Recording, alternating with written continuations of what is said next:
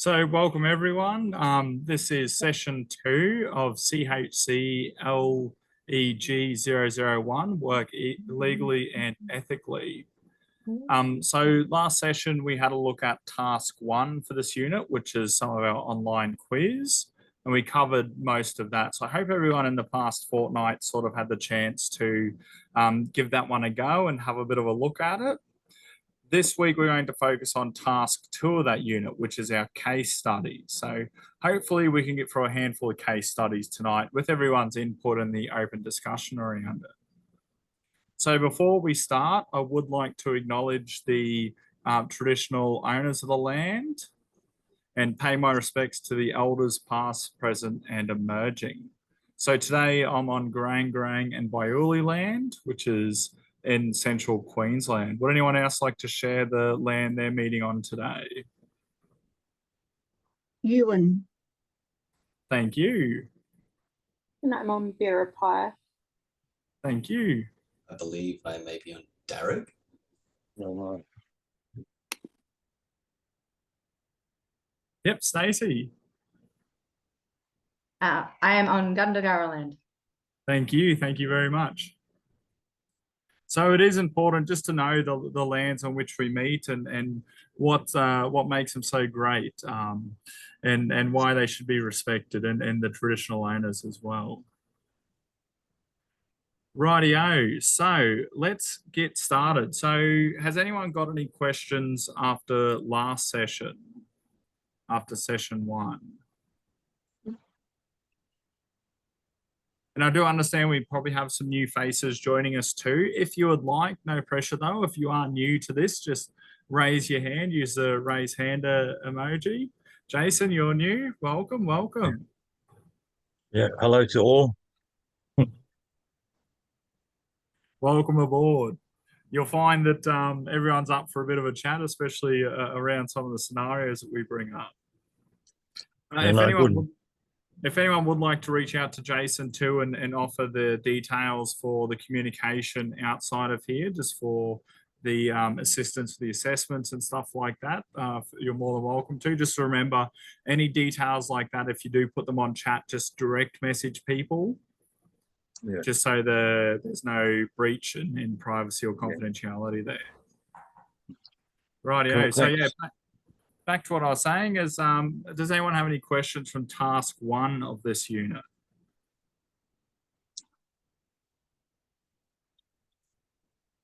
Edmund's just put in the chat there too, if someone could send him through the details for the student group. Yes, Stacey. Yeah, I just got a question. So all my assessments for work with diverse people is shut. And it's saying my access was granted in March of 2023 and ended in 2024. Okay. So I don't know if you remember last week I said I had a transfer over from mental health into community services. So I had a credit transfer, and I don't know if that means an RPL, because I've done the modules that we've done. So promote Aboriginal Torres Strait, the one we're doing now. So I don't know if that is why it's not open for me.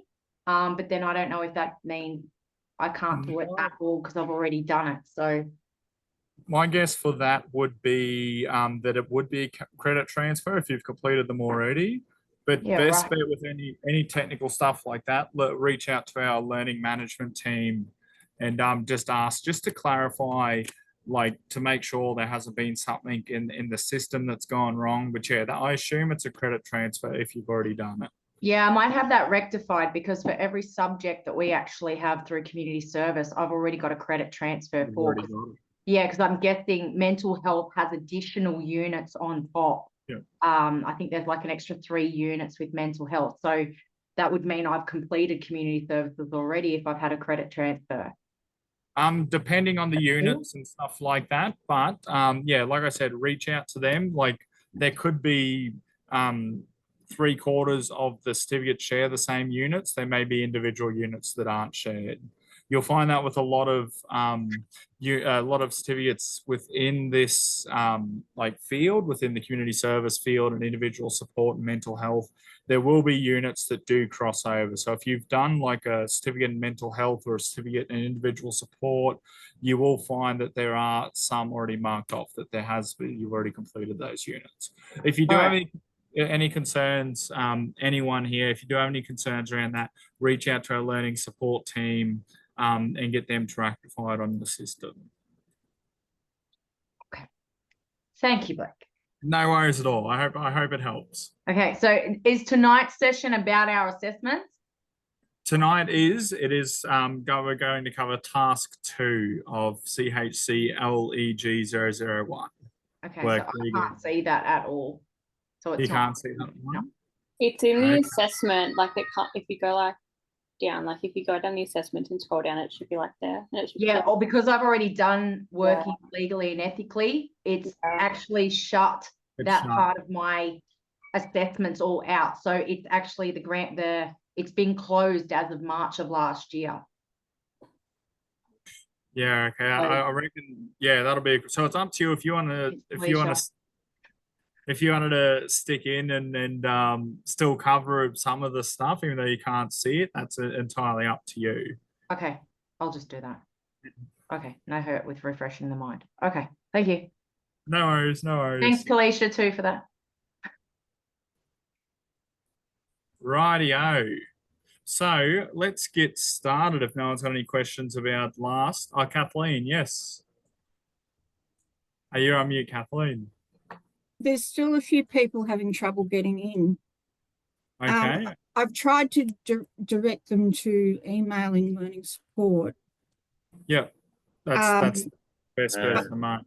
Yeah, but it's it's auto-corrected 3 times to LAO. Loud.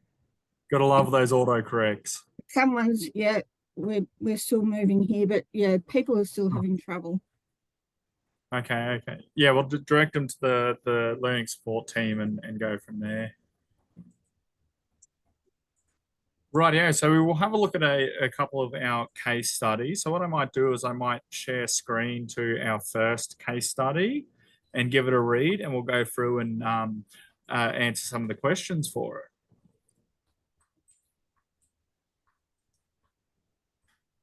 That was very quick.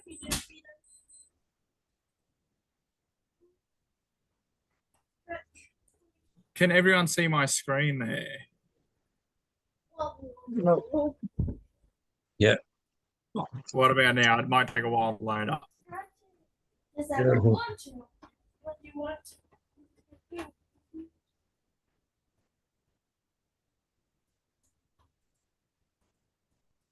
So can everyone see that now? That's all good for everyone. Awesome. If not, you could listen to my wonderful reading voice. So task 1, we have Jaka. So Jaka is a community support worker at First Access. He is supporting 52-year-old Zach, who has been working through challenges with addiction and mental illness. Zach has had some serious health complications and is very unwell. When he received First Access accommodation, he had it recorded on his medical file that his ex-wife Samantha. Yes, Kathleen. Somebody's got their microphone open, yep, I've not muted. Just muted them there. Oh, thanks. Sorry, also, when he received First Access accommodation, he had it recorded on his medical file that his ex-wife Samantha had medical power of attorney if Zach ever reached a point when he could no longer make decisions about his treatment. Dr. Andreas is Zach and Jaka's First Access.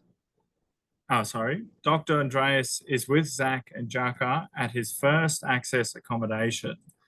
Jaka has called Zach's ex-wife Samantha. When Samantha arrives, Dr. Andreas tells her Zach has a particularly bad case of pneumonia and that has not responded to antibiotics. Dr. Andreas, Samantha, and Jaka all know that Zach, so I'm getting tongue-tied. Dr. Andrea, Samantha, and Jaka all know that Zach had also made his wish not to pass away in hospital. Samantha makes the difficult decision and asks Dr. Andreas to no longer treat Zach, but to make him as comfortable as possible. Dr. Andreas agrees that this is what Zach wanted. Zach passes away quickly and with dignity. Trudy, a contract support worker who had supported Zach when Jacka was unavailable, was heard to be saying in the staff room, "I cannot believe the doctor didn't continue Zach's treatment. He would be alive now if the treatment was continued. Isn't that malpractice?" His ex-wife probably wanted him to go home. I probably just wanted him gone. I have to report this doctor for malpractice and a breach of duty of care of Zach. Righto, so I'll stop sharing screen and I will put that through. I don't have the greatest reading voice, I know. I will also put that in the chat so everyone can have a bit of a read to themselves.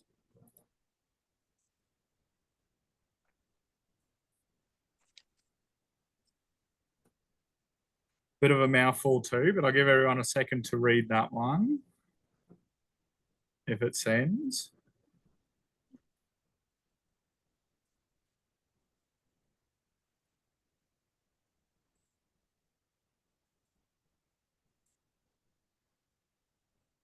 I don't want to send all of it. I have to send it paragraph by paragraph, sorry.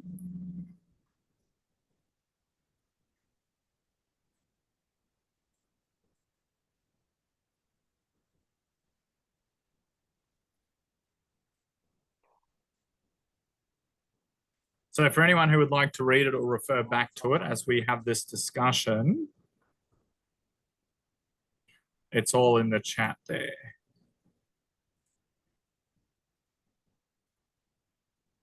Okay, so our first question is outline how Trudy breached ethical and legal requirements of her role. Yes, Kathleen. Sorry, I was just going to say, Blake, that if people go into that question on the portal, they can read it all there. They could all, yeah, also read it there too. Yes. Yep. Yeah, that's all I wanted to say there. That's all right. That's all right. Yes, Jay. Yeah, it's more of just a question about the actual thing. It says outline the how Trudy breached ethical and legal requirements in her role. Is that to do with having communications with other staff members after? Because she never stopped any of the process. This all happened after the events, and she's talking in the staff room with staff members about her personal opinions on it, and that going to report the doctor for malpractice, which, you know, I guess that's a personal choice, that one, but I'm trying to figure out what the legal and ethical, like ethically, she probably shouldn't be talking about their business, but the legal ramifications on it is sort of got me a bit confused. Other than discussing it outside of people that are meant to know. Well, you've sort of answered your own question there. I will let everyone go through and I will come back to you just in case these guys answer it as we go through. So, Stacey, you're next cab off the rank. Yeah, I was going to say she's breached privacy and confidentiality, basically because she's discussing his situation with other people outside JACA, and she's also basing it on her opinion, not on the person-centered approach, which was what Zach wanted, as well as the doctor's opinion, as well as Samantha being the like the third party in it all with Zach's permission. So that's where it's the ethical side. Thank you very much for that, Stacey. Thank you. We got Jumi. Am I pronouncing that correctly? Yeah, that's correct. Thank you. Thank you. In my view, yeah, in my view,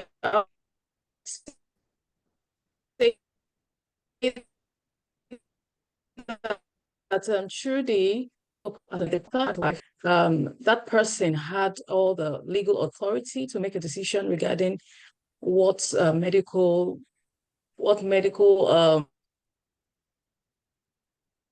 interventions were made to Zach. So in this case, the decisions made regarding Zach's well-being. Yep, that's it. That's it. Yeah, and I'll let Kathleen go, and then I'll cover it myself. Then Kathleen, would you like to give it a go too?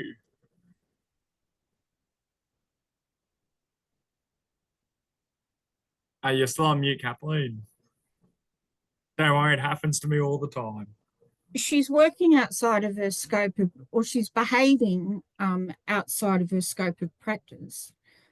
So she's just been a fill-in, and she may not know about the what has been specified on the, what's it called, that agreement, on his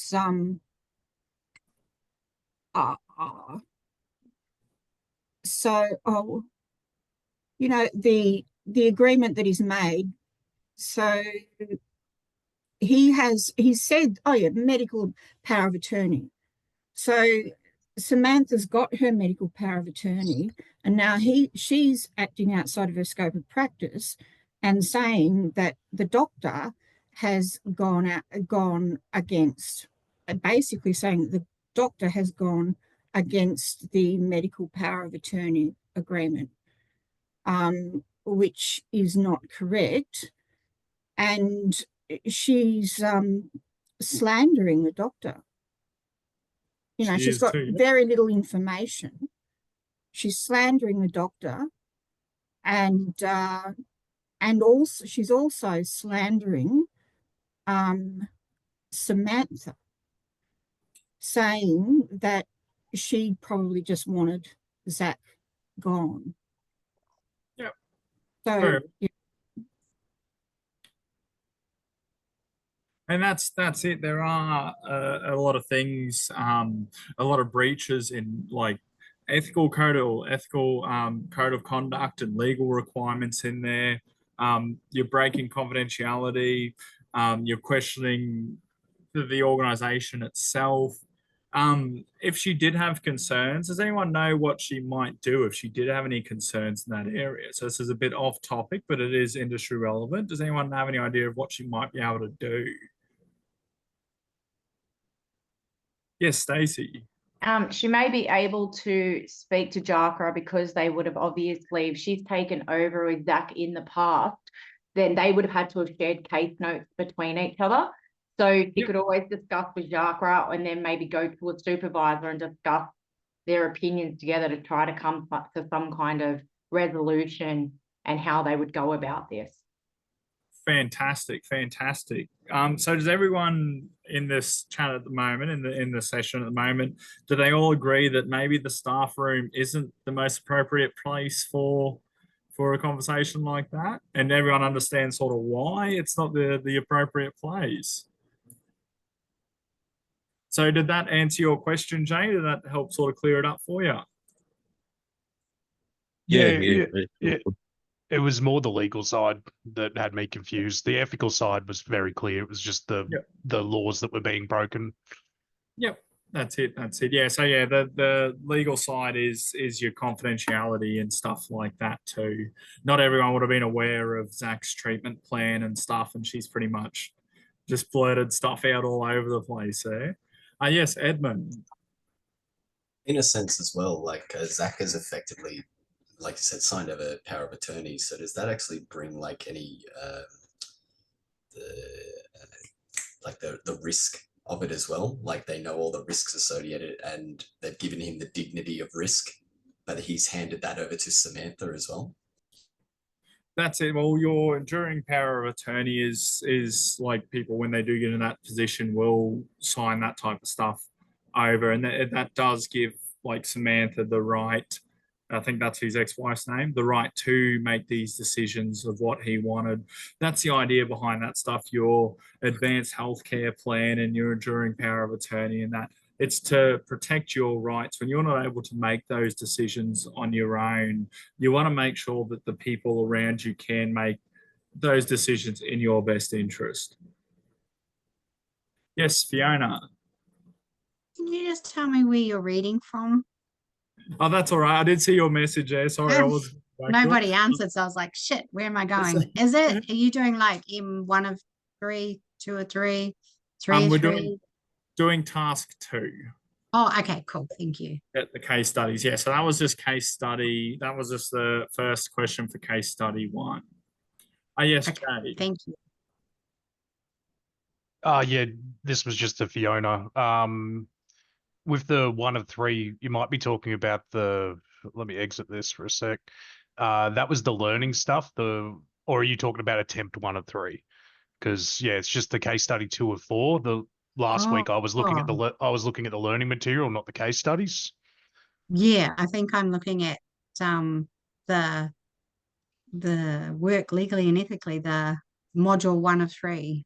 Yeah, Maybe I'm on the wrong one then. You're looking for work legally and ethically T1, 2 of 4 case study. How do I get back out of this? So you'll have 4 tasks there. You'll have your online quiz task, then you'll have these case studies, and then you'll have 2 role plays, which are task 3 and 4. On the homepage, if you where it says learning to do, to the right of that, it's got assessments to do and it has a number 4 next to it. You click on that one and it's the second one down, 2 of 4. Oh, thank you so much. No, you're welcome. Thanks. Rightio. So let's have a look at the next question.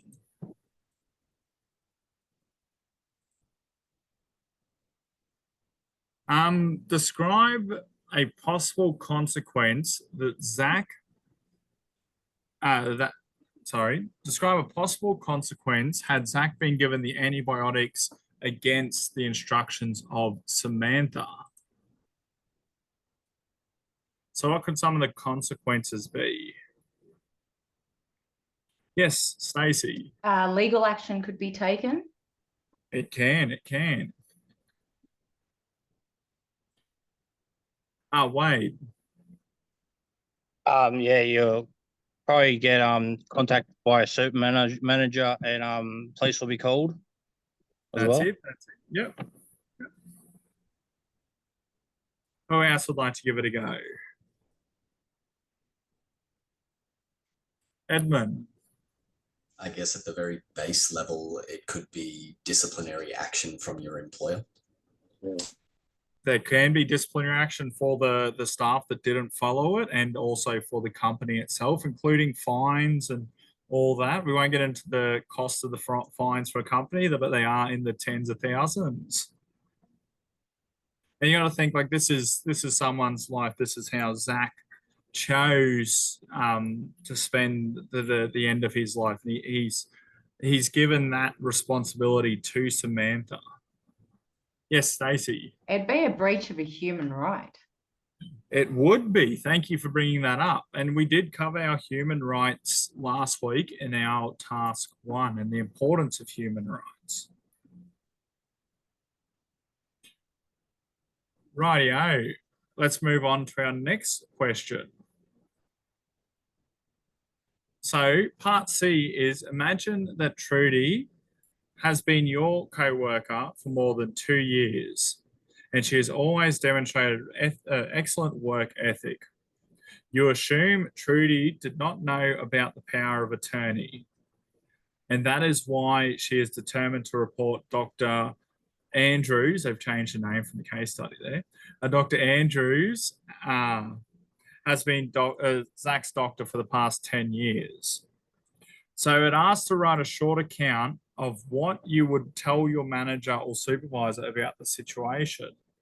Ensure you respect confidentiality and privacy of information. So this question is putting you in the shoes of Trudy's co-worker after this. So you've heard her say stuff like this. What do you do next, do you think?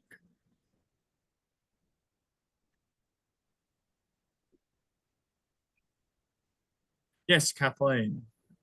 I think as a co-worker, I'd want to take her aside and say, look, Trudy, you know, we really shouldn't talk like that in the tea room.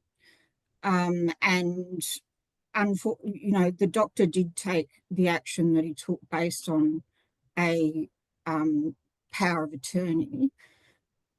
so I am going to have to, it has been a serious breach of confidentiality, and you have made assumptions, and unfortunately I will need to report it to our manager, because she needs to know, she needs to be made aware in case there are other legal repercussions down the line. So I'd go to the manager along that same vein. I'd say, look, she's a great worker. Unfortunately, she's got the wrong end of the stick on this one. And she had a good relationship, you know, a good professional relationship with Zach. She was upset about it, thought that his human rights were being violated, and this is what has happened. And yeah, and do that confidentially with your manager. But it's a delicate situation. It is a very delicate situation and very tricky. And I know some of the wording we've used tonight and the scenarios that we will cover moving forward, just be wary you will come into contact with stuff like this all the time within the workplace. And just a mental health note with it all is you got to make sure you look after yourself when discussing a lot of this stuff too. Yes, Irina. Good evening, everyone, by the way. I was going to say that I would say to Trudy, I would say you've put me in a very uncomfortable situation by sharing this with me, and you know, it makes work very difficult if you're suddenly told things that they want a reaction from you, and that, you know, it's unfair to do that, and it's also unethical to discuss private information with other staff members, especially when I'm not looking after Zach or have anything to do with Zach or, you know, Samantha. So I would go down that line, that you know, as a staff member, I don't feel comfortable, and due to that, that it, you know, providing me information that's only second-hand information is also can create a whole bunch of problems. Fantastic. Very, very well put there too. And you do have to, I like how you added there, in the scenario, if you're in that break room, you may not have experienced anything like that in the workplace or know exactly what's going on. And Trudy's just laid out this blast on you and all this stuff about malpractice and that. You got to look after yourself and make sure you're comfortable too. It can put you in a bad spot also. Thanks for sharing that. We got Jumi again. Mine is more of a question. Okay. Rather than what I'm going to tell the manager, but I'm looking at it from the aspect of Trudy being genuinely interested in Zach's condition. Where do you draw the line between Trudy's duty of care and you know, when it becomes an ethical issue? Because I feel, you know, assuming that she's not aware about the power of attorney and the other things, I feel that she only expressed genuine concern for the patient, rather than making it so much of a, I don't know, legal issue or ethical problem. Where do you draw the line between all this? Well, it's a very, very, very tricky line to draw.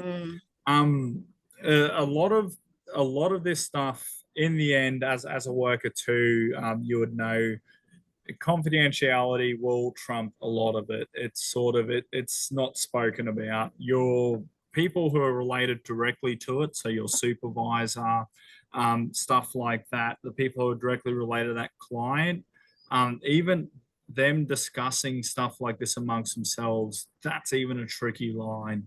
It's only the people directly involved, so manager, that you should be discussing anything like this with. So what Trudy could have done was move forward to her manager and just go like, I'm concerned about this. It's not something that should ever be discussed outside of that relationship between client, yourself, and your manager. If that helps clear it up there. Oh, yes, Kathleen. Yeah, I'd be very concerned about going full on into telling Trudy off. As a colleague, you know, I wouldn't feel that that was my position. But as a colleague also, if I was to be the person who dobbed her in, you know, I'd have to say to her, look, this is what I'm going to say to the manager. And that's the stuff that I said before. But, you know, going in, you know, with all fires blazing, I don't think is the way to go. And, you know, Trudy probably did care about Zach, and that's why she's had what we could call an overreaction. And I don't think I think we've got to look after her mental health as well as our own mental health. It's got to be teamwork. You know, we can't lay into each other in the tea room. That's it. And I wouldn't say, like, it is a very tricky situation, all this, but you wouldn't run and dob as per se, like it's like someone's done something naughty in school or something like that. You would interact with Trudy because there would be a lot of emotions there. You wouldn't just be like, sort of, I heard Trudy say this, duck off. You would involve Trudy in all decisions moving forward. Like, she may not realize herself because of the emotions that she's feeling. Yes, Jay.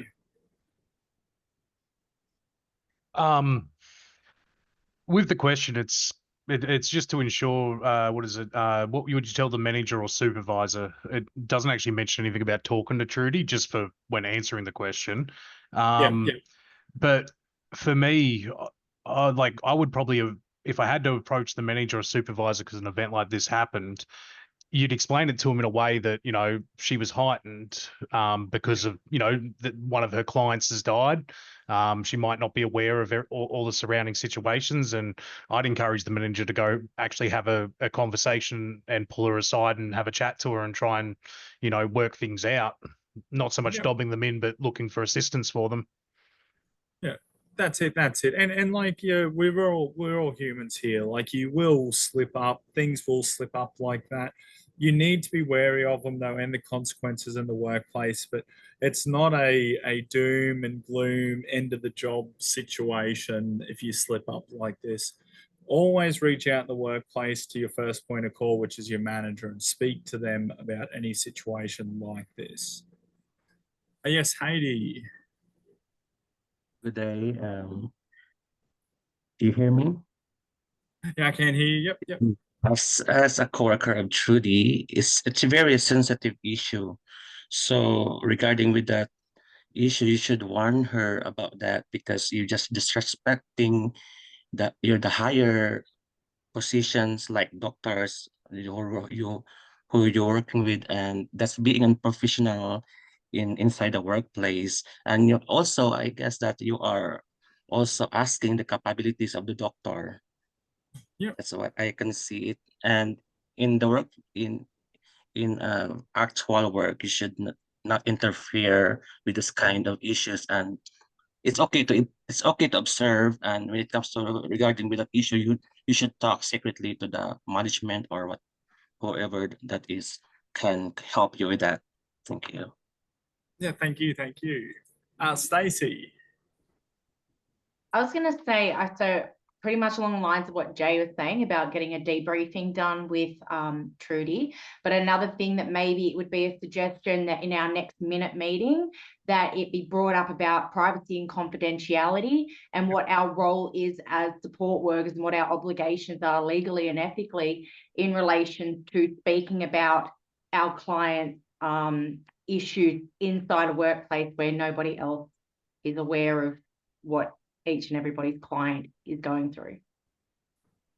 That is a fantastic suggestion. I didn't even think of that myself, to tell you the truth. But yes, bring it up in the next meetings. What are your obligations around privacy and confidentialities? In a workplace, you can use things like this as a scenario. You know, when you call up like a bank and it gives you that recording of this telephone call has been recorded for training and quality purposes. A situation like this that has happened in the workplace can turn into that, a scenario of what happens with the names changed and stuff like that, or confidentiality observed. But yes, it should be brought up. What are your obligations here? And a reminder, and to assist people to clarify stuff like that that has happened. Thanks for that, Stacey. Thank you very much. I did see Haiti had his hand up there for a minute. Do you still want to go at all? You're good? Awesome. Rightio. So that's the 3 parts to item 1 of the case study. So that's the first case study. So what I might do is I might copy this one across first and put it in the chat. Just so if you don't want to listen to me read, I don't blame you, but you can read it there too.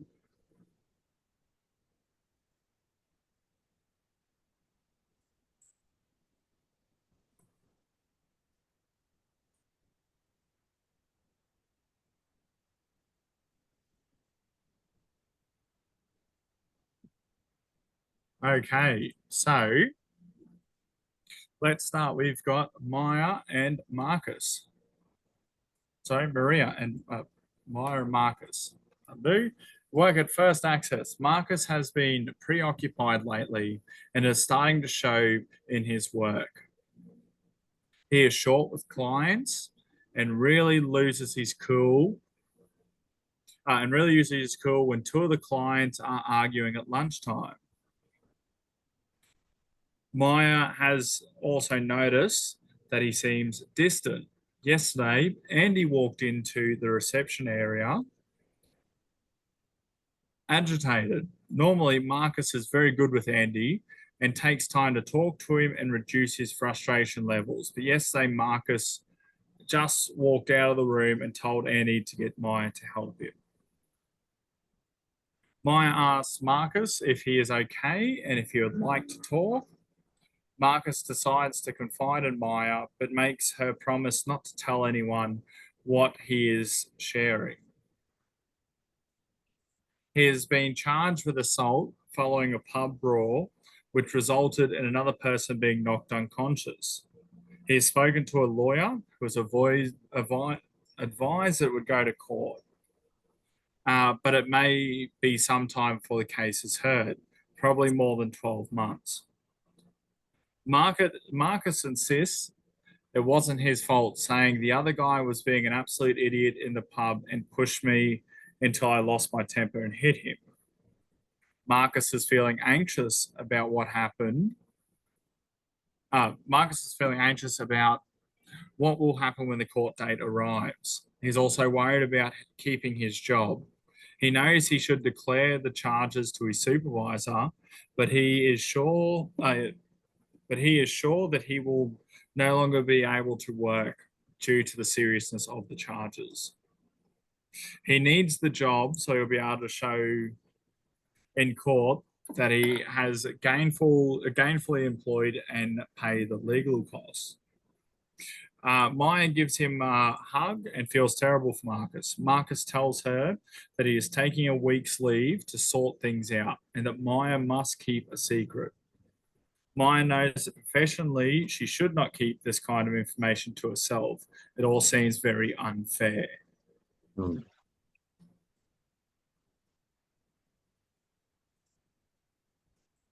So give everyone a moment just to give it a read in the chat there too. I'm sorry, a lot of the time when I'm reading, my brain works faster than my mouth, so I'm reading about 2 words in front of my mouth.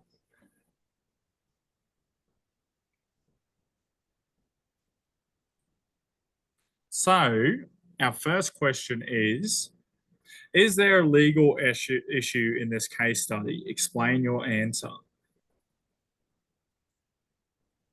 Who wants to go? Is there a legal issue in this case study?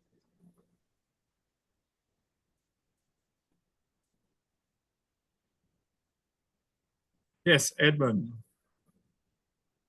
Maybe not yet, but there could potentially be after the court case. If he's been charged with something, then it could all like restrict his ability to work within this particular sector. Yep, yep. Sakina, is it? Sorry. Yeah, Sakina. Yeah, so I Sakina. also don't see any legal issue pertaining to the job where he's working. Probably after the court is over and something happens to him, that is when the office will come in and say, because of what you've done, maybe we can't work with you, or you breach up, something like that. So now I don't see any legal issue. Yeah. Okay, yep. Wade. There's no legal issue until he goes to court and being convicted of it. And once you've been convicted of it, then that will turn into a legal issue. Yep, So, yep. yeah. Fantastic. Jimmy. From my own point of view, I believe that both of them have you know, a responsibility towards their clients. Firstly, on Marcus' side, Marcus he can't control his emotions really, and it may pose some kind of safety risk to his clients. Maria, on the other hand, is aware of this, and she has the requirement, the duty of care, responsibility to report this to her senior or superior rather. So if she fails to do so, she will be in breach of that you know, requirement rather. Yeah. Fantastic. And Kathleen. So just between Maria and hang on. Between Maria and Marcus, there's an issue of privacy and confidentiality. But there's another issue that trumps that.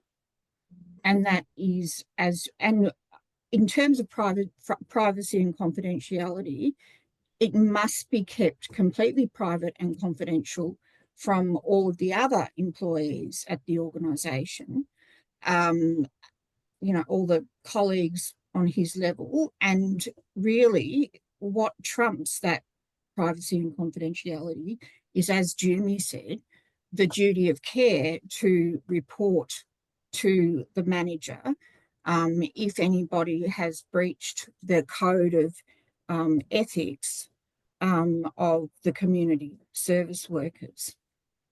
So there's an actual responsibility to report that, but only to the manager. Yep. Stacey, you have your hand up. I was just going to add on to that I agree with most of what Kathleen's saying, and that it'd be advisable that he actually approached the supervisor himself and made him aware of the situation that he was going through, and that when there was an outcome, he would report back for the employer to make the decision, because then that, I guess, shows the honesty of the employer. So it would fit in with what he was saying, that he isn't this type of person. So it's just being honest with your employer about your situation, and just a responsibility as an employee to keep your boss up to date with situations that could potentially change your position in your work. Yep, that's it. It is a bit of a tricky one there. It's like you've got your own ethics, someone's just confided in you. You don't want to pass that stuff on, but then you've got your workplace ethics and your duty of care. You will find in your general workplace ethics, though, that they will describe how you should present yourself in public. There will be outlining within the ethics and the code of conduct to how you should act in public, especially now that there's so many eyes out. You'll find that even companies have policies around like TikTok and YouTube, like what you could present on TikTok or YouTube being employed through that company. Like not that you mention anything, but yeah, you've got to be aware of stuff like that too. Quite an interesting question, that one is. Quite interesting. Sakina, do you still have your hand up? Or was it? No. So just up from before. That's okay. That's okay. Jay. Yeah, I have no legal studies in me at all. When it asks, is there a legal issue in this? I have no idea if they've broken the law in any way. I can't see any myself, as everyone's explained. But is there a way that this could be illegal that I'm not seeing through laws that I don't know? Off the top of my, I'll let Kathleen go, and then I'll give mine. I would imagine that, as the young ladies have said, that until he goes to court, you know, we can't make decisions about whether or not it's a legal issue. It's actually the law who's going to make the decisions in court as to whether or not he has offended against the law. Am I right? Or, you know, it's for them to judge. That would be my answer to it. Is there is no, unless he was arrested and charged that night, and he's got something there where you would have to bring that up to your supervisor, but it doesn't sound like he's been charged and you still got court coming up. So I do not see personally it as any legal issues within that question. It is a tricky thing to cover. Yes, Irina. You're on mute again. That's okay. So my question is, for example, if he's working in a company where one of the stipulations is that he can't have a criminal record or be in any way, you know, committing any of those sort of violent actions, then could that become then a legal problem if she doesn't actually talk about it to her supervisors? You do make a very good point there. If your company has like your blue card or your yellow card or you're working with children card, it's different in each state. The different cards you need to work in the industry, but a lot of them do, and the company itself do require a police check for you to work there. With the, like, it hasn't directly been mentioned in the scenario that he's been charged with anything, so I don't know if that would come up on his police record.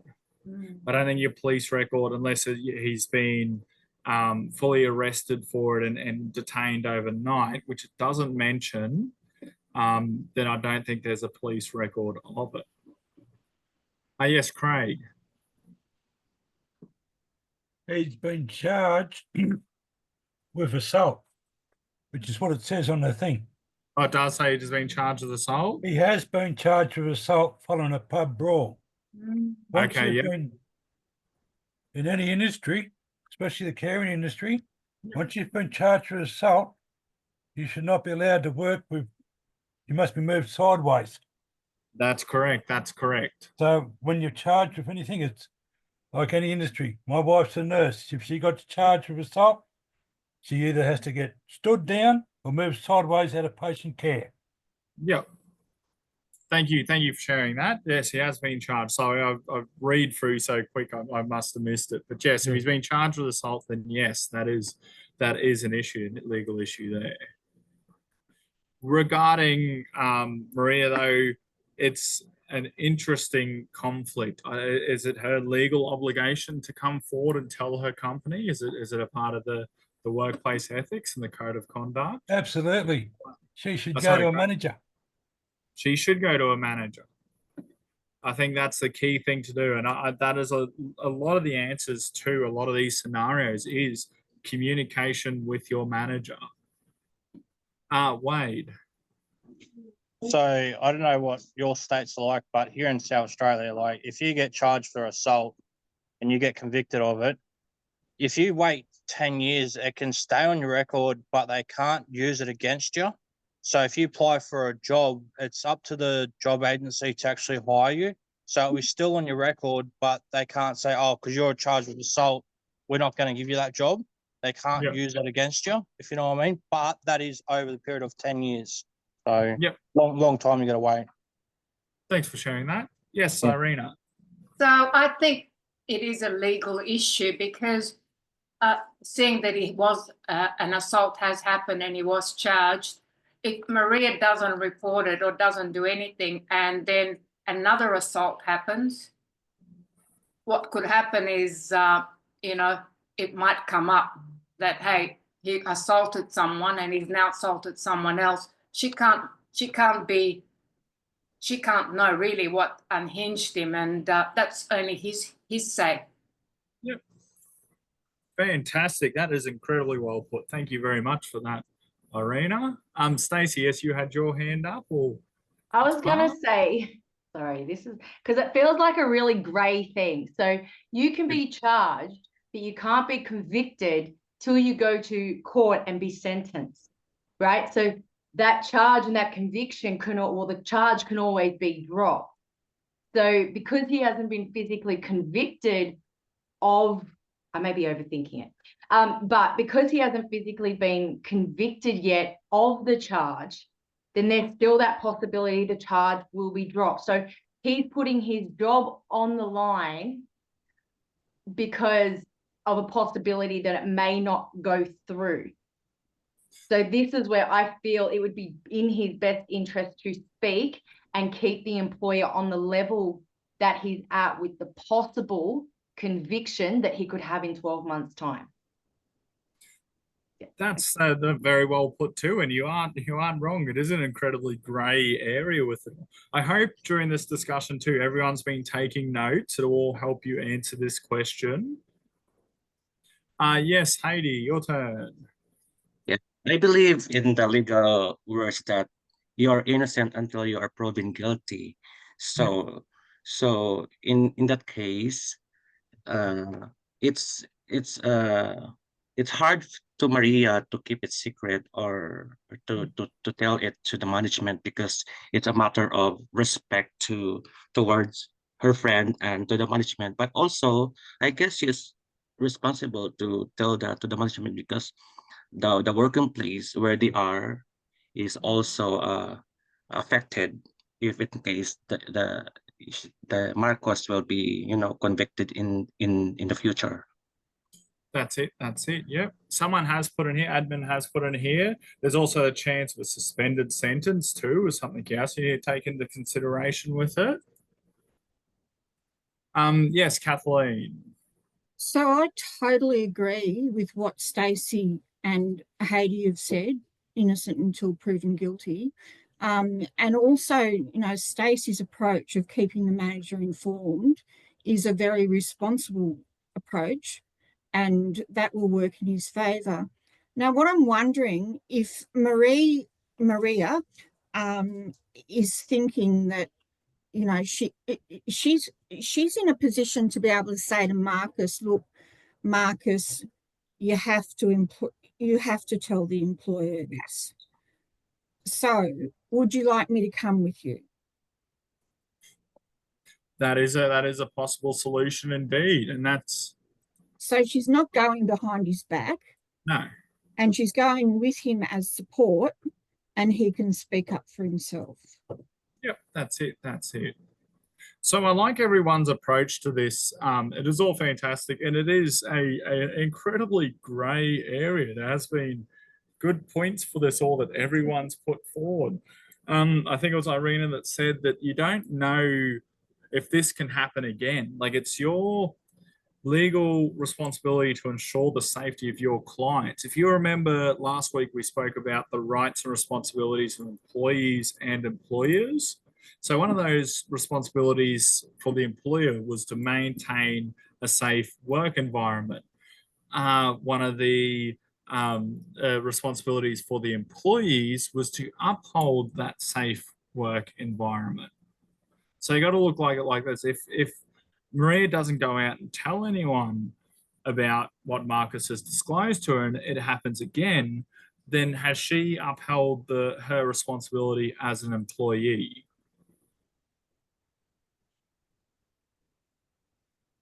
So it is a very grey area. I love the case study. I love the question.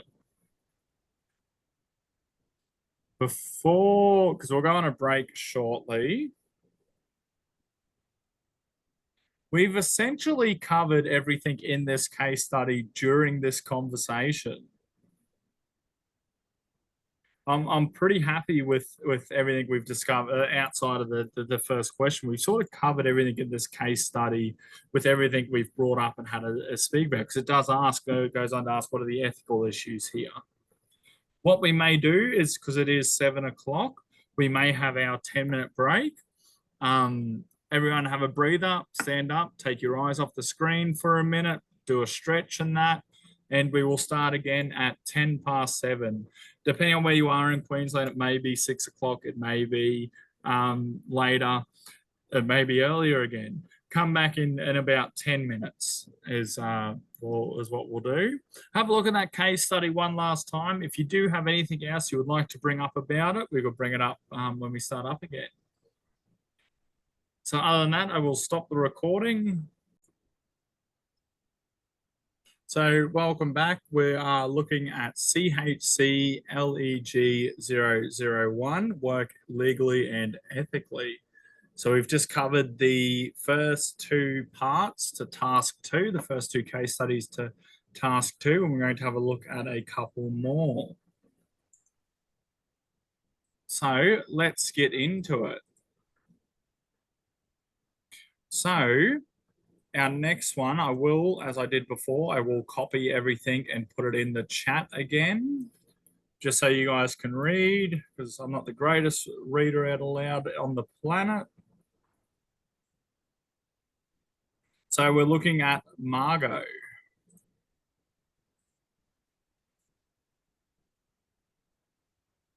Do you want me to do it?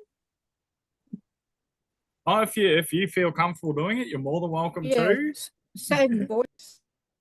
And then I'll shut up and save mine. No, that's all right. That's all right. If you want to, go ahead. I'll open the floor to you. Fire away. So Margot is a youth worker at First Access. Outside of her normal work hours, Margot is part of a youth initiative called Youth in Front. She has been working with Ella, a 14-year-old girl who has been attending the program for some time. Ella has a mild intellectual disability and lack of social skills. She has a history of dishonesty and stealing from others. Margot had noticed lately that Ella has been withdrawn. When asked if she is okay, Ella snaps back, "No, I'm not okay. Would you be okay if your mother's boyfriend kept touching you?" Ella discloses to Margot that her mother's boyfriend has touched her sexually on several occasions when her mother has been at work. She has now moved in with her grandmother to get away from him. Her mother went crazy when she found out she was living with Grandma, and when Ella told her why, she called her a lying little bitch. Ella tells Margot that she wants the man locked up so he can't hurt her anymore. Margot encourages Ella to report him, but Ella says that she would be much too scared to talk to authorities about what has happened. Ella also says that her mother has no rights over her because she is not her real mother, but only a guardian because her mother died when she was a baby. Thank you very much for reading that. And I can tell you now, you did 100 times better than I did. Rightio. So our first question is, in her role as a volunteer youth worker, does Margot have a duty of care to Ella?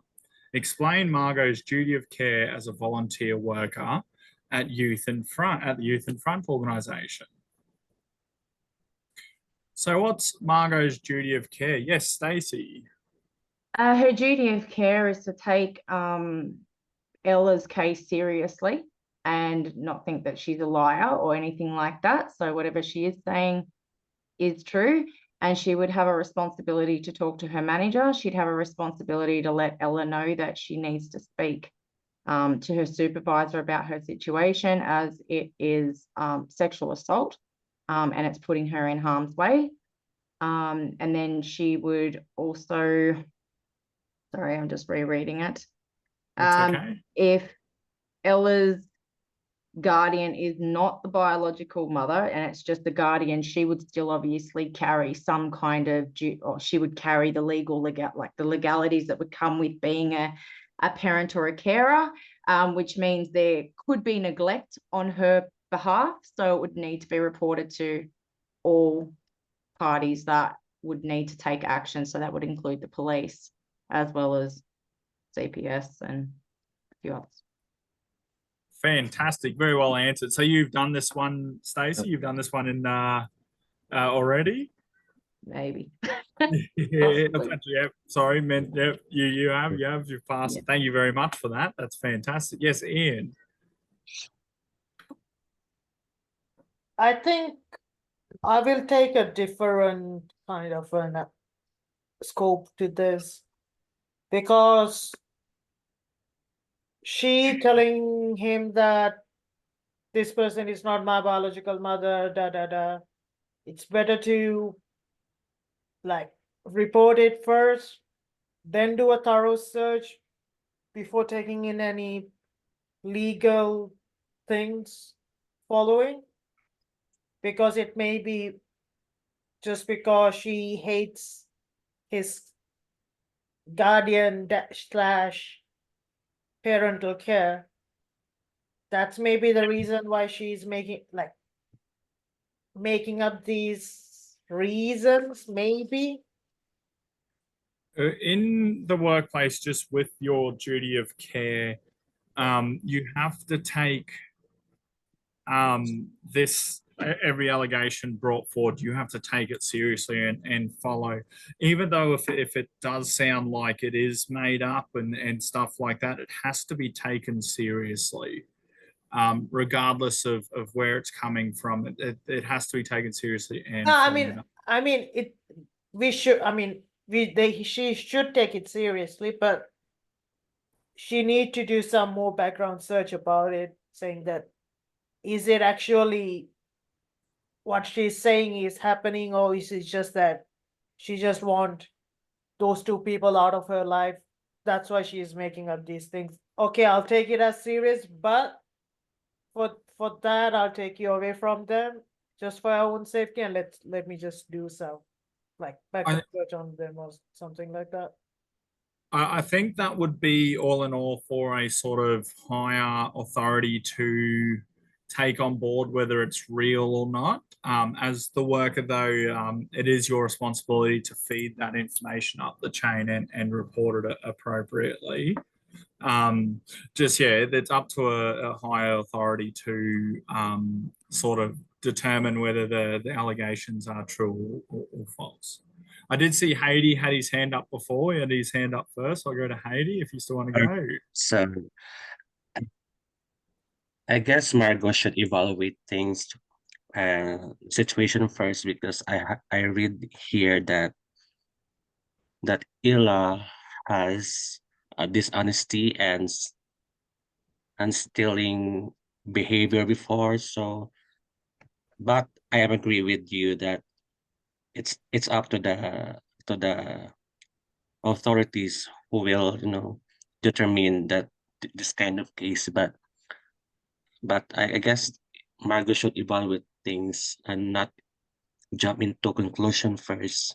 But in the end, you will going to tell to the authorities what happened, because it is very serious accusation.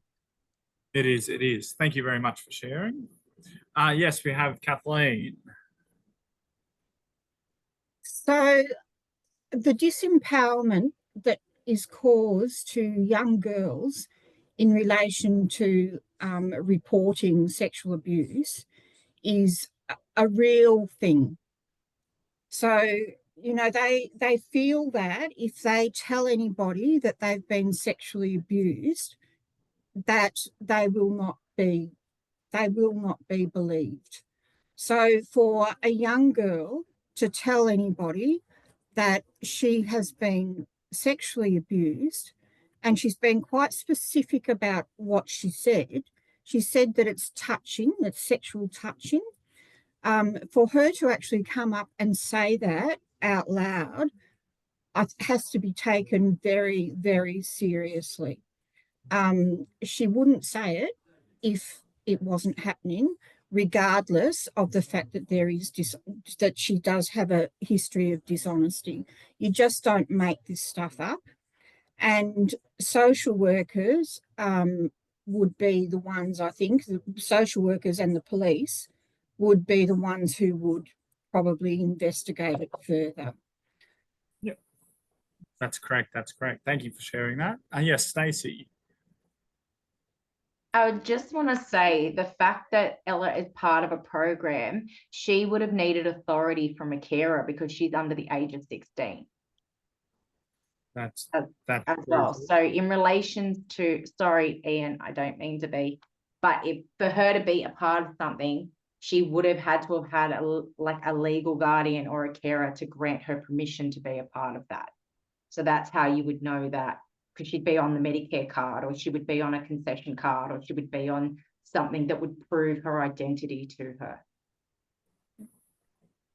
Thank you for sharing, Stacey. We got Irina. Are you still on mute, Irina?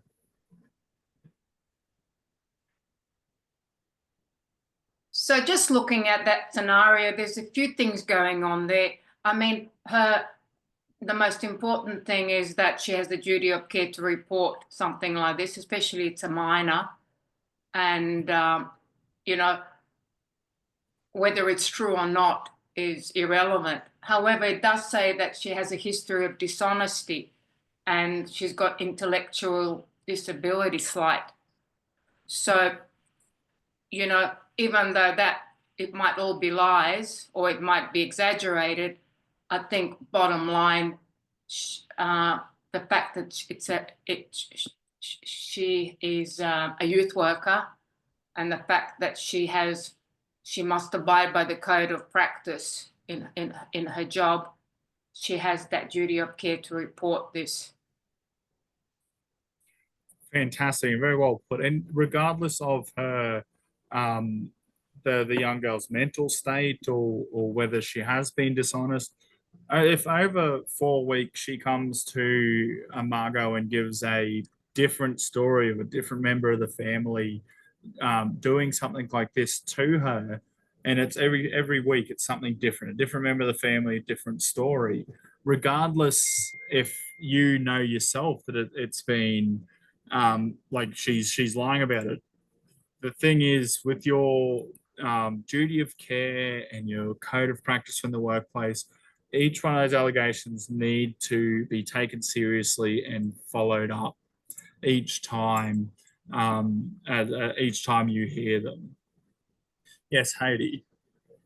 To go against with what I said before, because if I were in Margot's shoes as a youth worker, it's my responsibility to make those kids or children under my program to feel comfortable,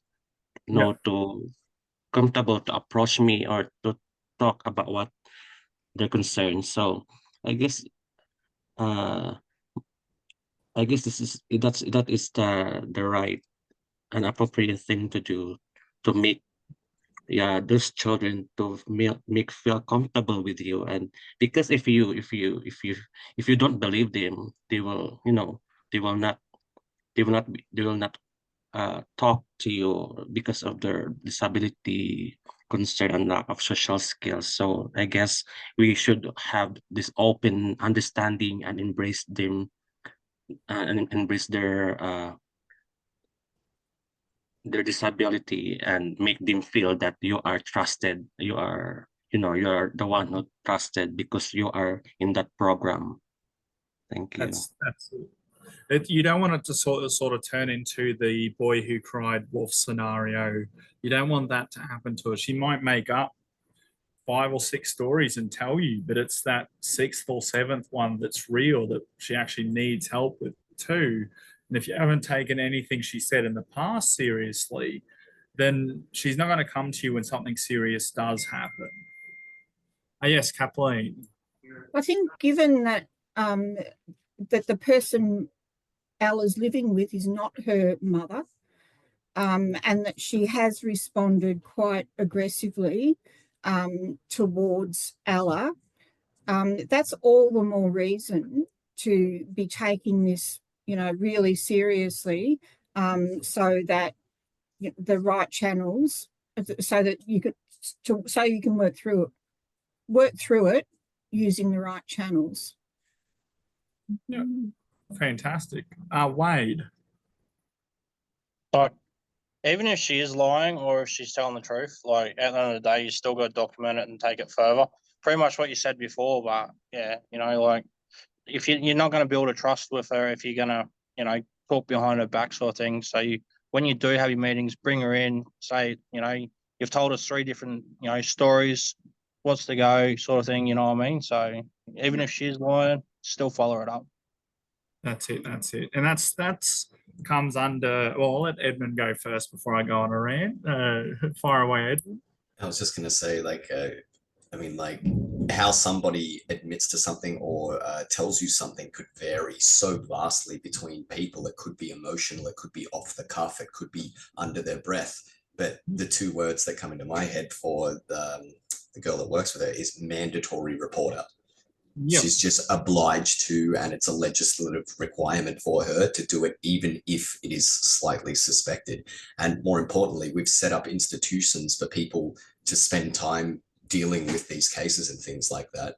So you can leave it to them. It might, who knows if they are lies, and let's hope that they are, it might curb that behavior if she's constantly put through the rigmarole of it, Fantastic. And you're right there. There is a mandatory obligation that you report any incident like this as soon as possible. So that's not mainly when she's sitting there, but as soon as you finish interacting with her, speak to a manager, supervisor, coordinator, whoever's next in line in the chain in the organization.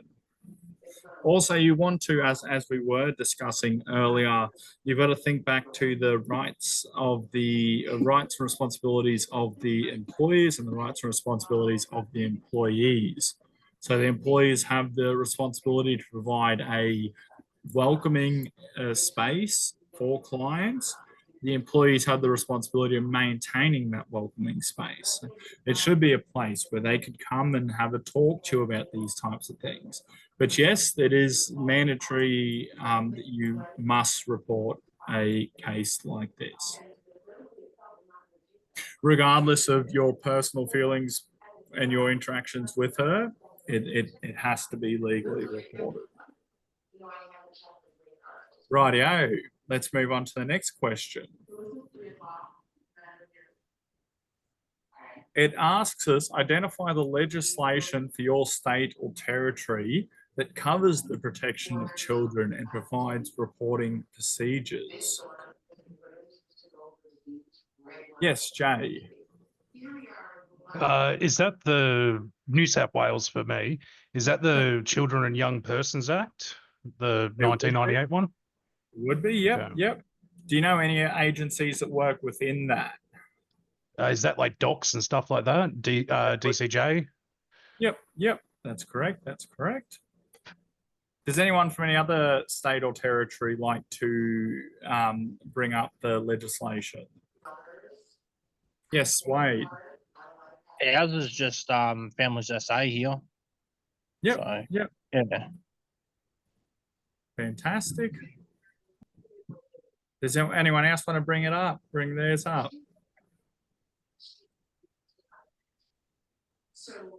The second part to this question, yes, Ian, fire away.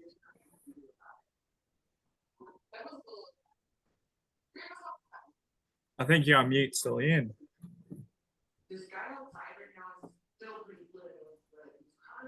There we go. I'm in Tasmania, so it should be Criminal Code Act 1924, then a newer one, Family Violence Act in 2004, then Evidence Act 2001, and organizations like CSS, Sexual Assault Support Services, SARS, yep. Bravehearts. Fantastic. So yeah, every state, like we will have like the federal, the overview, like the overbody of it all, which will be a federal, and each state will have something different. Yes, Stacey, you had your hand up. I was just going to say, under the Children and Young Persons Care and Protection Act of 1998, Section 227 actually does clarify in there about physical injury or psychosocial and emotional effect and harm that it may have. Anyway. Fantastic. Yeah, you've done you've definitely done your research when you did this unit. That was well done. Rightio. So we've already so part C asks us, Ella has a history of lying. Before reporting the allegation, should Margot decide whether or not Ella is telling the truth? So we already have discussed this, but yeah, essentially it should be reported regardless of Margot's personal opinion. And part D is explain the guidance that the code of conduct may be given in relation to confidentiality in this case.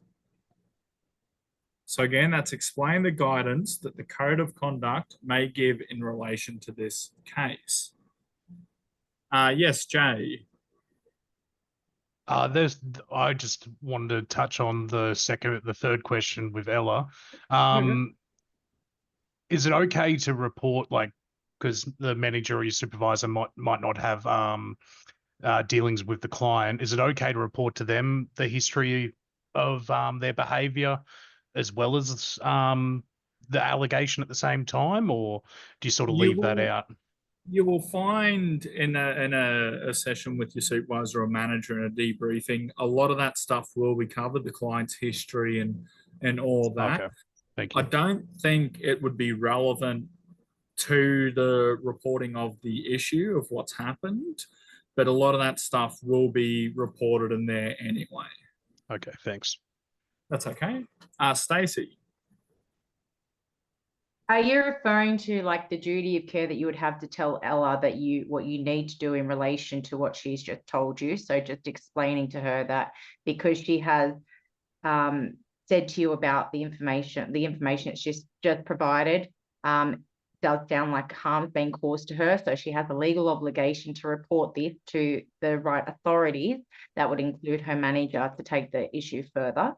So you're not sort of breaching like you're not doing it behind her back and breaking that rapport that you have with her.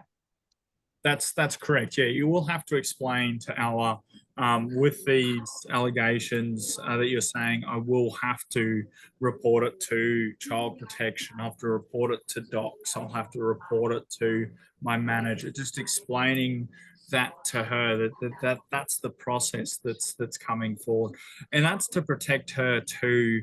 She does want to sort of tell you this stuff, go home, forget about it. Next minute, she has a social worker calling her. She has police contacting her. She has authorities rocking up at her grandparents and stuff like that. You do still have to protect her in that situation. She's the main focus of what's going on here is to protect her. You don't want to cause any more stress and stuff like that. Yes, Kathleen. Little problem there is that she really doesn't want, she'd be too scared, it says here, too scared to talk to authorities about what has happened. So somehow she needs to be cajoled into talking to the authorities. And I just wonder if being told that it's going to be reported to docs, child protection manager, all those people, I wonder if she'll get freaked out. I guess there's still that duty of care, but it's got to be done in a way that really doesn't freak her out. That's the really articulate way of putting it. It's got to be a really gentle approach. You are correct there, and it does need to be handled with great care. You will find, though, it is a youth organisation. They will have things like social workers and advocates and stuff like that to work with Ella as she goes through the process. But yes, it can be quite confronting. She has said this, she does want to talk to authority, but now she has to go through that process. But there are things in place, especially since she is under the age of 18 and a child, she will have people to assist her. She may not ever have to speak face to face with a uniformed officer and stuff like that, situations like that. Yes, Ian. Can she tell her that just because you told me this thing, I need to tell so and so, and if you want me to be around, not with you but around you, so that it maybe feel more safer for you, whatever the environment that you're gonna be in? Like, Yes. is it ethical to say that? Because it's gonna be like ethically breaching something, because the legal side can say that this person is there, so she's like deforming the evidence or doing something with it, tampering with the evidence. It depends on your work role and what your work role is here.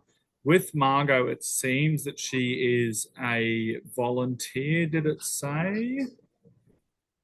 Yeah, it did. She is a volunteer. What's that, sorry? Yes, she is a volunteer. Yeah, she is a volunteer. So that makes things tricky. Ellen may have come forward to Margot and told Margot about the situation, but Margot's only a volunteer. She'll have different obligations to the company than a normal worker would have. So Margot can say that she can be there, like with and that'll be any part of the organization that can be there in a professional manner to assist her through this, but it's all depending on your role, to how involved you will be with each step of what comes next. Yes, Wade. So she could have a mentor as well. So if she doesn't want to speak to like her supervisor or her carer or her volunteer, they normally get a mentor. Well, they do here in South Australia, because that's what my little sister gets. And the mentor can just, simply say to her, like, we need to take further actions. We can record it. We can, video record it, so we can show, the police or your supervisor who's on duty at the time. There's heaps of things you can go about doing it. So, but yeah, you will need to build a lot of trust with her before she opens up to you. So, even like one of her best friends or something like that, like even if they sit down, they talk to her about it and say, like, now we need to take it further and record it, stuff like that. So, but if she's been sexually assaulted, she'll have to go get a swab and everything. There's more legal actions to take over, and then just being recorded and saying I did it. So yep, that's it. And you may in some cases have a mentor or family to walk with you through it. It's all separate depending on how the investigation goes, how everything's followed up, the organization. But yes, there will be things like that in place to make her comfortable through it. I did see someone else have their hand up. I don't think I got to them. It might have went down. No, everyone's happy. Rightio. So that sort of covers that. Oh, yes, Edmund. Sorry, I was just reading here. It just says any person is lawfully entitled to make a report if they are concerned for a child's welfare, even if they are not required as a mandatory reporter. Sorry. That is correct. If you see something in the workplace, so say that you're not, so say you've got Margot and Ella there, and say you're with another client and you're just in the vicinity of the area, and you've overheard this conversation, you've overheard what's going on, it then also becomes your responsibility to report it. So you don't have to be directly involved, but it does also then become your responsibility to report that.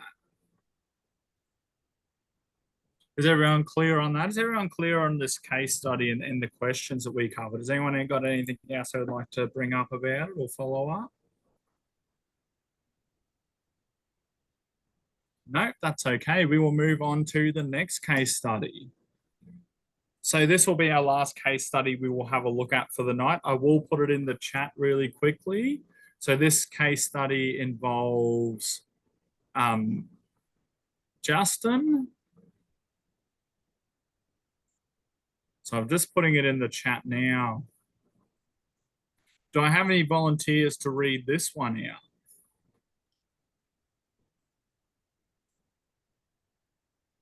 I'll sort through it if you like. Yep, that's all right. Which Yep. one are we up to?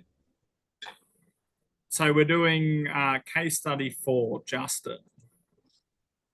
So I've just finished putting it in the chat there. Imagine you are a young worker at first success. Justin is visiting today with Rightio, who wants to give it a read out? Yeah, if you like, I said I'll sort it out if you like. So Justin is a member for the board of First Access. His nephew, Ethan, has been involved with substance abuse and shoplifting. He is no longer talking to his parents, and Justin cannot care for him. The family is looking into prioritized placement for Ethan in First Access youth accommodation. Imagine you are a youth worker at First Access. Justin is visiting today and with other board members as there is a board meeting. You are working on some administration in the staff office located next to the meeting room. You overhear a conversation before the meeting begins. Well, it's obviously a great place to live. Otherwise, my nephew wouldn't be moving in. Oh, when does your nephew move in? He's on the waiting list, but I'm hoping that he gets a priority placement due to my personal in First Access and in the work I've done to oversee some of the decision making. Can you do that, Justin? I'm sure there's someone who can get him pushed up the waiting list. Jenny, she likes me. Maybe I'll have a chat with her. Ask her out for dinner. Justin is heard laughing with the other board member. Justin successfully influences the board to approve prioritized placement for his nephew. 2 weeks later, Justin's nephew is moved into First Access youth accommodation. Thank you very much for reading that. And this one's a big one. Let's have a look at some of the questions around it. So it asks us to identify the problems in this case study. So what do you think some of the problems are? Yes, Stacey. First of all, there's a there's a conflict of interest because it's going to be a biased decision based on the fact that he's had part to do with the workplace, and not to mention he has basically brought bribery into it because he's going to bribe the female worker to go out to dinner. So there's bribery there as well. Fantastic. There is. Who else would like to throw some problems in? There are a lot in here. There isn't just a handful. There are a lot of problems. Yes, Ian. I think there is nepotism and overseeing, like unidentifying the immediate children that should need that particular place. Yep. That's it too. Yep. Kathleen. I think you've got to start at the top. So there's substance abuse and shoplifting. So they're the first problems. And he won't communicate with his parents. So Justin can't care for him. So that's why they're looking into prioritised placement. So I think you've got to, and they're looking for some sort of youth accommodation. But I think you've just got to look into that first and say, okay, does he need a youth accommodation for substance abuse and shoplifting? Is it at a point where he needs it? So, yeah, and then as Stacey said, you know, as you move through, there's bribery and conflicts of interest.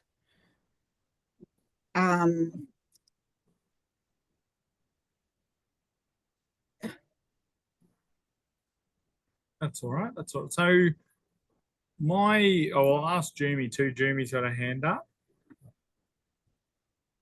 Okay, in my view, I feel ethically, aside from the conflict of interest matter and the other things the others have said, I think there is no transparency, or there's a lack of transparency on how the accommodation is being, allocated, because ideally he's supposed to be on the waiting list.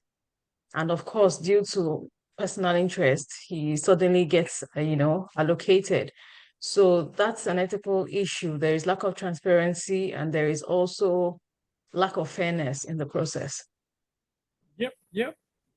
Fantastic. Thank you very much for sharing that. Jay. It's also the what the workers themselves, the board members are on board with it, Justin's on board with it, and they're communicating that to a youth as well, that this is okay behavior. And this is something that you could do in the future as well on, that's on an ethical standpoint more than legal one.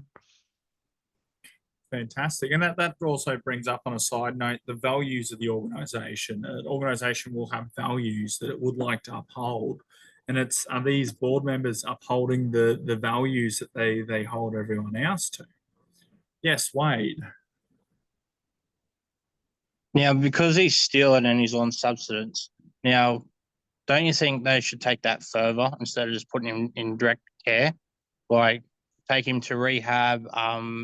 There's multiple things they could do, because they're just pretty much palming him from one place to another place. And he's going to get put in there where he can't smoke, he can't drink, he can't do nothing like that. And he's just going to end up losing it. Yeah. So I think personally he should have been put into rehab before he even got put into a care facility. So that's it. And you've got to ask the question then. It's like, why are they just fast tracking him in here? Is it sort of a way to get him out of the way? We've got an inside man here that we can sort of move him into here. It's maybe blinded by sort of the help that a family can offer. Yes, Stacey. Yeah, it's a privacy and confidentiality breach as well, because he's discussing with other people about his nephew and the expectation of what's going to be going on with him. So there's that breach there. There is. And Heidi.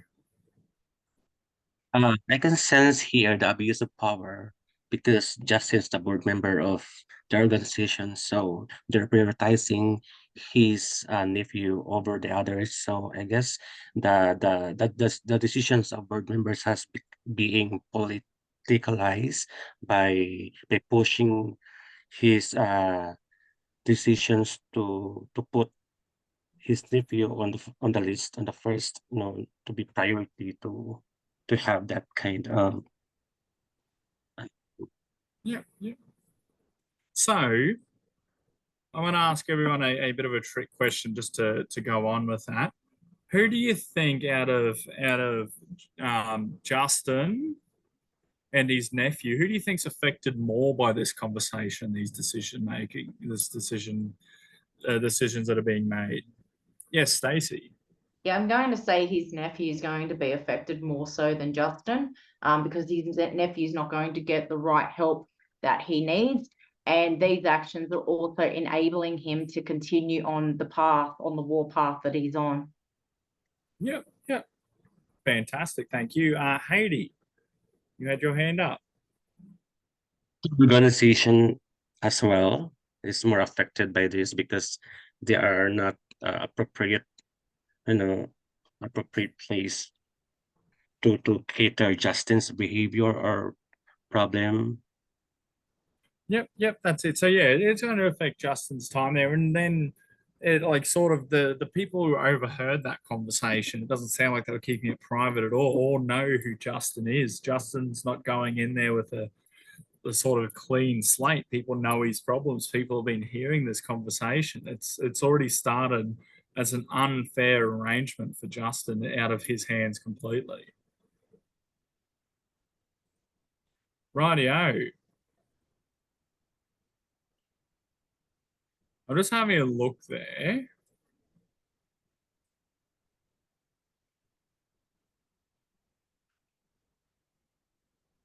Okay, so we've pretty much covered, just with these conversations, we have brushed on B and C.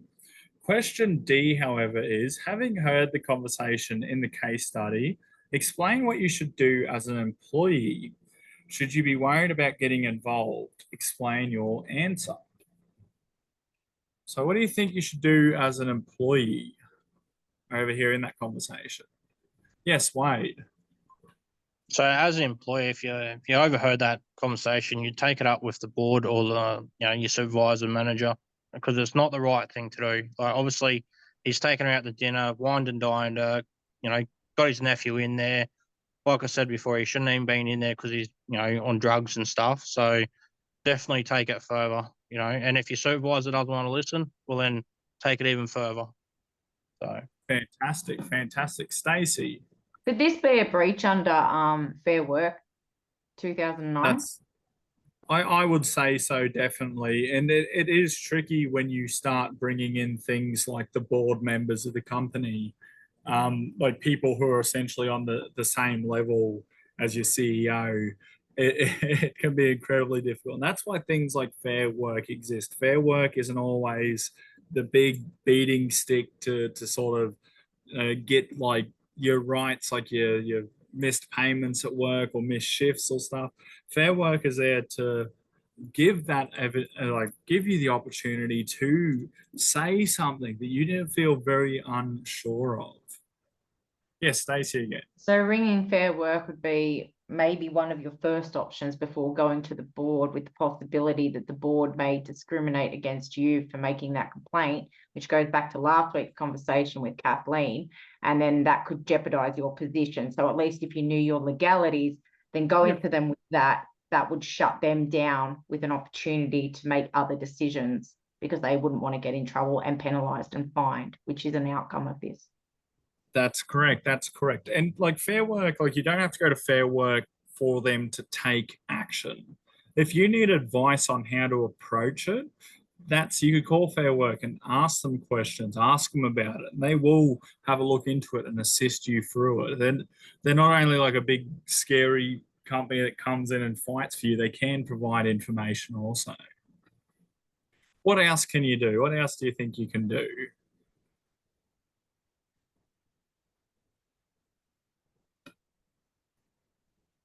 Yes, Ian. I think you can talk with the union as well. You can talk with the union, you can indeed. Because in the union, usually they bring legal participation if you need to. Yep, that's it. And the union is there. The idea for the union is to ensure, again, safety in the workplace, to ensure that the rights and responsibilities of employees are upheld and respected. Yes, Jamie. Mine is a question. When it comes to safe work, can he report anonymously? He can indeed. You can report because like the trouble there is you don't want to put yourself in the path of the board, or like the board or your CEO or your supervisor and stuff like that. So you can stay anonymous while you report stuff. And like the Fair Work and all that will protect you. Same with your Safe Work Commission will protect you. They are there to protect the employee. At no point in any of your working career, regardless of your job, regardless of your station, you should never feel unsafe in the workplace. That's why these organizations exist. That's why this unit exists. It's not only looking after your clients, but also legally and ethically looking after yourself within the workplace. Because you never know, you might go for an entire working career with never experiencing anything like this, or you can have a working career filled with stuff like this, not to scare anyone or anything like that, but it is. You got to know there are things there to protect you. Yes, Kathleen. I'd just like to say in that regard that hopefully community services will be a bit kinder towards their employees than to what I've experienced, because the number of types of discrimination you can receive in some workplaces For example, age discrimination, all sorts of discrimination, bullying, harassment, sexual harassment, the whole lot, the whole gamut of it does happen in some workplaces, and it becomes a norm, and you don't report it. And then when you do report it, you suffer the consequences. And, you know, I think what I've learned here just over the last couple of weeks is, you know, I wish I'd taken a bit of stuff to Fair Work rather than going to the union. I think it would have been better off to go to, I would have been better off going to Fair Work on a couple of occasions. So yeah, everybody, Fair Work, I reckon, sounds like the go. And if you don't feel comfortable like reporting or anything like that, Fair Work will answer those questions, and they will tell you if you can take what you're experiencing further. It is interesting. If you do get the chance, I'm going to set everyone a bit of homework. If you get the chance, jump on the Fair Work website, just have a bit of a read. And they've got case scenarios like this all the time, and what happens through them, and how the process is followed through. Just have a look at their website, just so you're aware of it. As I said before, you might go through your entire working career without ever having needed to interact with Fair Work or a safety commission or anything like that. But then again, you may have situations in your life or your family where they may need Fair Work to step in and assist them. Yes, Kathleen. You're on mute again, Kathleen. Once the employer gets a whiff of the fact that you might have reported outside of the organisation, that's when, you know, they get antsy, and they make up stuff to get rid of you. For example, one thing that they might say, it's a favourite actually I've discovered, is they have this broad term which is, she's no good at teamwork. So it's a really broad description, and it doesn't give any reason really. There's no actual evidence to show that that's actually the case. But you know, they'll use whatever they can against you. But what I would advise people is, if you put anything in writing, put it in a diary and keep it to yourself until you seek outside help. A workplace diary and just general note taking for your own personal life is probably one of the best things you can do for anything that happens. Even if it's something passing by, you might have a client, say, trips over and scrapes their knee on the ground. It's like it's a passing thing. You give them a Band-Aid. But if you got a diary and just say, oh, Fred fell over and scraped his knee on Tuesday at about 11 o'clock. You've got that there then in paper. 2 weeks down the track, that injury could become infected or become worse. He could have some form of disorder where it won't heal properly. And if you're sort of the only one that's heard of it, or the worker with them, if you weren't working with Fred himself, didn't report it, you've then got it in your diary there and go, oh no, I remember writing something down about this. It's just information clarity, especially in this sector and in this industry. So much happens. Your day is not just going to be a slow pace sort of day with one client. You might have 2 clients during the day, or you might have 1 client one day and 2 clients the next day. It all depends on what you're doing within the industry. You might even be working in a office where you see 10 to 15 clients a day. Just having a little like notebook to yourself of who you see, what your days go, or like what your days involve, stuff like that can really save your, excuse my French, save your ass in some situations and make your reporting a hell of a lot easier. Keeping confidentiality in mind and stuff like that too. You don't want to put down that Fred walked in, Fred was born on the 1st of the 1st, 1991, stuff like that. Don't have anything like that, last names or anything like that. Be mindful of confidentiality and privacy when you are taking your own personal notes in situations like that. Righto, with that, I think I will leave everyone here to the last two case studies themselves.